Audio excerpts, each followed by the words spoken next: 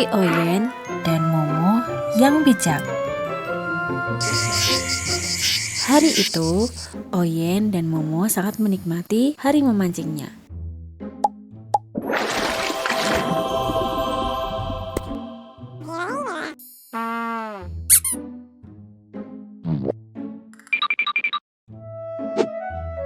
Mereka merasa puas dan bersiap untuk pulang. Tiba-tiba, Momo melepaskan semua tangkapan dan menyisakan 2 ikan yang cukup besar. Satu untuk Oyen dan satu lagi untuk dirinya sendiri. Oyen pun kaget dan kebingungan. Kemudian Momo menjelaskan, "Kita cukup membawa ikan secukupnya. Biarkan ikan-ikan yang lain berenang bebas dan berkembang biak, agar sungai ini tetap terjaga dan ikan-ikan di sini tidak habis karena kerakusan kita."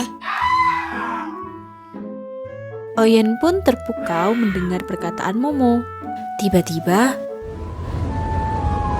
sebuah kotoran burung jatuh di kepala Momo.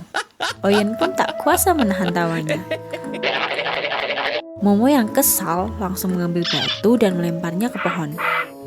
Namun, batu itu meleset, memantul dan malah mengenai ember mereka hingga terjatuh.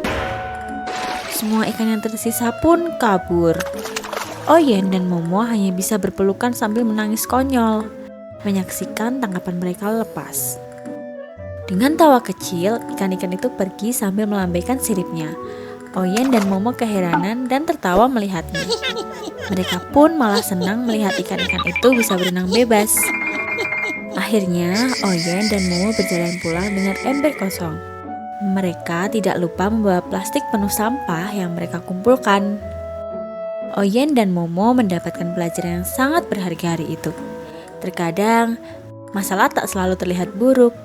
Masalah bisa saja terasa menyenangkan jika kita mau melihatnya dari sisi yang lain.